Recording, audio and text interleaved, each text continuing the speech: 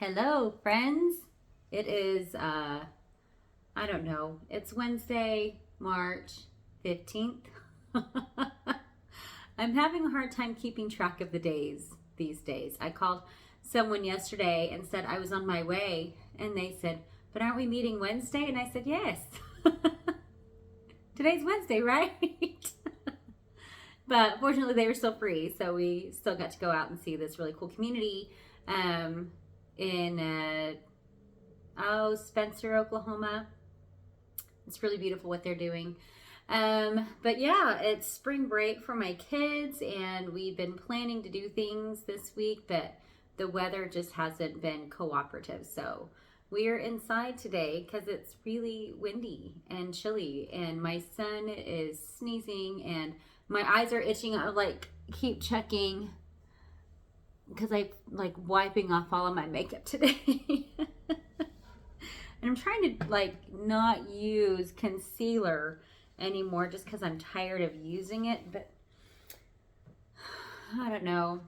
First world problems, right? Let's do some tarot. I haven't done this in about a week. I am working on building up a Patreon account for those of you who are interested. It'll be the lowest would be a $5 membership, and it will be a one card reading per week, but I would be channeling the collective consciousness of that tier. So it would be geared towards the subscribers. And then the tiers will move upwards, and the readings will get more extensive, and opportunities to write in and ask questions, and then free giveaways of a full tarot reading each month. So, and if you haven't worked with me before, I am a coach. I'm a certified life coach, but all of that's changing for me. I feel a lot more like a spiritual counselor, mentor type person. So I do charge my full hourly rate of $100 for my readings, and obviously I put a lot of energy into my readings, so it is a fair exchange. So if you do work with me, we spend at least an hour digging through finding the areas in your life that are limiting you or holding you back from your fullest expression.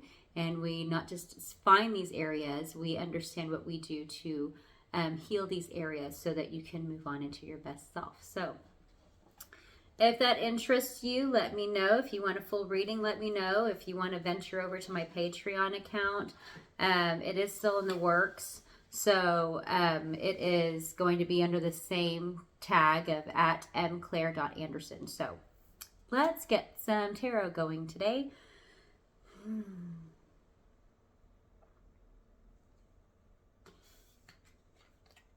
All right.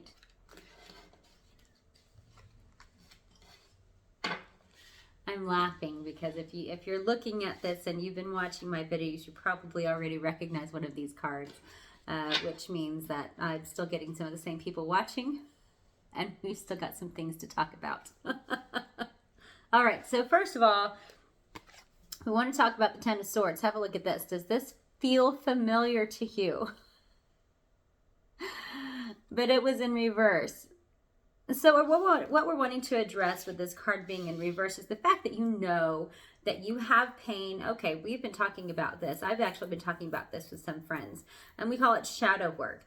This is wanting to represent that we know that you have some pain in your history. You have things that have harmed you, traumas, areas of your life that you are just refusing to look at. That's why it's in the reverse, because you're in a holding pattern.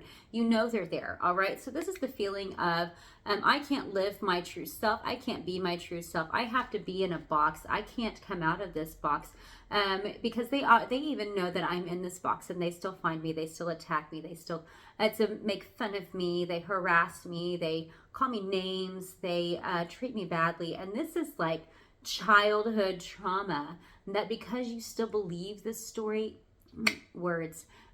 you believe this story because it happened, but because you're still feeding it energy, because you're still telling this story, because you're still believing that that part of you is still true, you're still attracting this into your life, okay? You've been working hard on changing your perspective. You've been working hard on, we call it staying in the love and light, which love and light is a really important place to know and understand and to know how to access. But knowing when something is trying to pull you out of this joyful, easy space, and it's pulling at you and pulling at you, and you just keep telling it to shut up, telling it to go away, that's you avoiding. That's you avoiding these past traumas. That's you avoiding your shadow. That's you avoiding this pain that you really need to pay attention to, because it is a festering wound. It's not evil. It only feels scary because you relive some of that pain when you have to revisit these places, but they're really important, okay? What we want you to understand is that, you know, just like a tree, when you cut, I love this analogy, but when you cut a tree down and you see its rings, you understand that not only are the rings a vital history of the tree, they also hold the tree up. So all of these rings, you can see if a tree has been lived a year of abundance. You can see if it lived a year of drought. You can see if it was damaged or had some type of trauma or disease or fire that happened in a certain year of its life. But all of these rings have to still be alive in order for the tree to be alive. All right? Which means that every part, every experience that the tree has had is still alive within itself. If those years weren't still alive in the tree would collapse. You are the same. We are the same. We don't just die of, our 6-year-old self disappears because we're 7. You know, our 10-year-old self and all of the experiences that we had at 10 don't just go away because we turned 11. So who you are now is a collection of the living memories of everything that you've experienced at every age in your life. I hope that you can really understand and grasp that concept. When you were 7, what happened in your life is still completely relevant to who you are today. And if you ignore that 7-year-old that experienced pain, that experienced rejection, that experienced traumatic events, that experienced sadness, that experienced separation, if you ignore that 7-year-old, that 7-year-old will still cry, and it will still call out to you, and it will still beg for your attention. This is like psychology, you guys. This isn't just, me making up spiritual words. It's truth. It's truth. We are the temple that holds everything that we've lived, every experience that we've had. It's all still alive inside of us. The emotions are still there. The pains are still there. The traumas are still there. They're all there. All of the memories are still inside of us. If we ignore them, we continue to fester. The wound continues to fester. The infection continues to grow and spread. All right? You've done good work recognizing that your old thought patterns aren't serving you. But if you have been in a place of love and light and of joy and peace, but you have this nagging feeling calling at you, give it attention. It's just asking for your attention, because these areas in your life have to be healed. All right? Some of them heal easily on their own. Some of them need some cognitive attention. They need you to conjure up the 7-year-old self, relive it, but then understand with your adult understanding and your adult beliefs how the situation that you had experienced at 7 served you in one way or another. When you can see how it served you, when you can see how it helped you to grow, then it's no longer a painful memory. It was just a learning experience. It was a growing opportunity. And you can comfort the child within. You can bring the child into present. Let the child see the life you live today. That the child can be happy and proud and peaceful. And then let the child rest. Okay? This is a true method. Psychologists use this in hypnosis to help address past traumas. But you can do this on your own. So don't ignore Don't ignore these wounds. Don't pretend that they're not there. If you need this extended break from them and staying in this place of love and light and peace, do that until they call to you. When they call to you, that means you're strong enough to take a peek. All right? And trust yourself. And if you have a tendency to spiral when you start to look at these painful things, set a timer. Like, I'm going to visit this for 30 minutes, but you can only have 30 minutes of my attention today. Set a timer.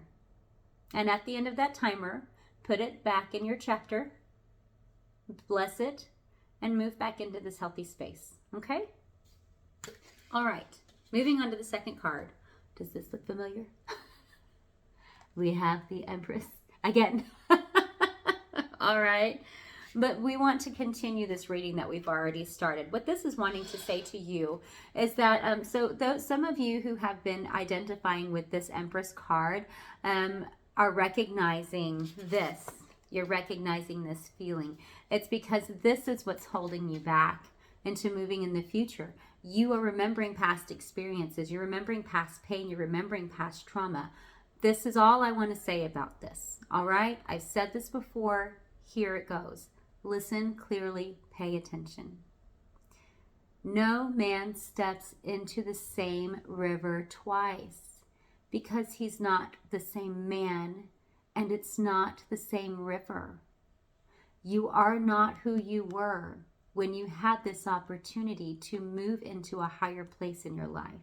When you had this opportunity to grow, maybe you had an opportunity for a relationship or a friendship or a promotion or to be self-employed. Maybe you've had many opportunities to move into something new and you're feeling the opportunities again, or you're feeling the call again. But look at this transformation that you've made, okay? You have grown this support leg, this tail, that has blossomed into your intuition. And you can follow into your intuition and have a look behind. You see all the flowers in the background that take you into this beautiful garden that you get to experience through your intuition, through following that, through moving into something new. But you're still looking behind you because you're looking at the past experiences thinking, I don't want this relationship to turn out the same way my other ones did. I don't want this friendship, this trust to go sour the way the other ones did. I don't want this job to fall apart. I don't want this, self-employment opportunity to fall apart because I can't do it, because I messed up before. All right? Mistakes are always a learning opportunity. That's all they are. Mistakes are always a learning opportunity. You've learned. You are not the same person you used to be, and the opportunity is not the same opportunity. The person is not the same person. The relationship is not the same relationship. The job is not the same job. Believe in yourself.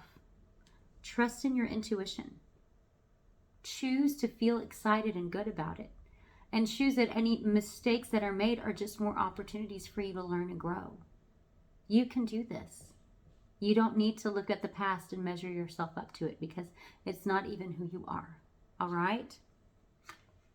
We've got a minute and a half. Let's see if we can do this. The Page of Wands is this funny little tiptoeing on thin ice.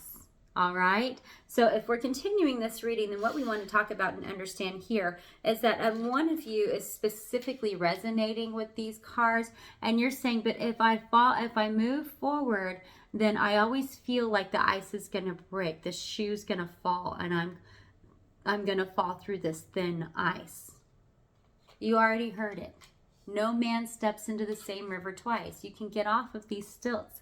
Be who you are. Go out as yourself.